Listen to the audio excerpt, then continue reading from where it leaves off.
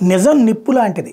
అబద్ధంతో cover చేయాలని చూసినా దాని వేడి ఎప్పటికైనా ఉంటుంది. ఒకసారి గుర్తుకు తెచ్చుకోండి, లాస్ట్ ఎలక్షన్స్ ముందు భారతదేశంలోని పుల్వామాలో వెళ్తున్నటువంటి సైనిక కాన్వాయ్ మీద అటాక్ చేశారు ఉగ్రవాదులు. వెంటనే ఏం జరిగింది? పాకిస్తాన్లో ఉన్నటువంటి బాలాకోట్ మీద అటాక్ చేశాం మనం. దానికి ప్రతిగా ఏం జరిగింది? పాకిస్తాన్ మన పంజాబ్లోని పఠాన్కోట్ మీదన ఎయిర్ బేస్ మీద అటాక్ వచ్చింది. వెంటనే ఏం జరిగింది? మన ఎయిర్ ఫోర్స్ రియాక్ట్ అయ్యి వాళ్ళ విమానాలు వెంటపడింది. అమెరికా వాడిచ్చిన F-16 యుద్ధ విమానాన్ని కూల్చేస్తూ ఇంకొక F-16 విమానం వదిలినటువంటి మిస్సైల్ కారణంగా కూలిపోయినటువంటి తన విమానంలో నుంచి ఎగ్జిట్ అవుతూ పాక్ ఆక్యుపైడ్ కాశ్మీర్లో పడిపోయాడు అభినందన్. ఆ అభినందన్ని బంధించి నాటకాలు ఆడాలనుకుంది పాకిస్తాన్. కానీ ఏం జరిగింది? రెండో రోజుకి 24 గంటలు తిరక్కముందే విడిచిపెట్టింది. ఆ టైంలోనే పత్రికలన్నీ రాసినాయి, అంతర్జాతీయ పత్రికలు రాసినాయి.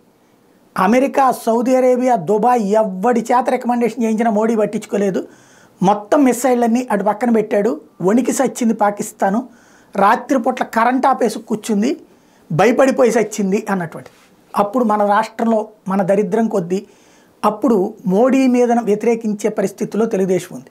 తెలుగుదేశాన్ని దరిద్రం అంటలే నేను. ఆ టైంలో మోడీని వ్యతిరేకించే భావజాలం ఉంది. కాబట్టి బాలాకోట్ మీద అటాక్ ఏం లేదంట, ఇమ్రాన్ ఖాన్ చెప్పాడు కదా, మోడీదంతా నాటకాలు అంటూ దేశానికే ద్రోహం చేసేటువంటి ప్రచారం చేసుకొచ్చారు. కాకపోతే నిజాన్ని ఎంతకాలం అందేస్తారు? ఇప్పుడు తాజాగా బయటపడినటువంటి అంశం, అజయ్ బిసారియా, భారతదేశానికి సంబంధించిన మాజీ హై కమిషనర్. ఇప్పుడు అజయ్ బిసారియా తన పుస్తకంలో సంచలన విషయాలు బయటపెట్టాడు.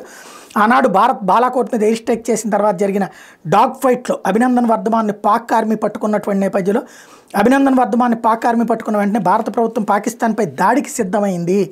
ఇందుకోసం 9 మిస్సైల్ వ్యవస్థని సిద్ధం చేసింది అన్నది అజయ్ బిసారియా ప్రకటించారు. దీంతో భయపడిపోయిన ఇమ్రాన్ ఖాన్ నేరుగా ప్రధాని మోడీకి ఫోన్ చేశారని, కానీ ప్రధాని మోడీ ఇమ్రాన్ ఖాన్తో మాట్లాడడానికి కూడా ఇష్టపడలేదని, దీంతో వెంటనే ఇమ్రాన్ ఖాన్ అమెరికాకు ఫోన్ చేసి అభినందన్ని వదిలిపెడతామని తెలియజేయడం తర్వాత వదిలిపెట్టిన తర్వాత మాత్రమే మోడీ ఆగారు అన్నటువంటి పాయింట్ అక్కడ ఆ రోజున చెప్తే ఎవరు ఒప్పుకోలేదు. ఇప్పుడు వాస్తవం బయటకు వచ్చింది.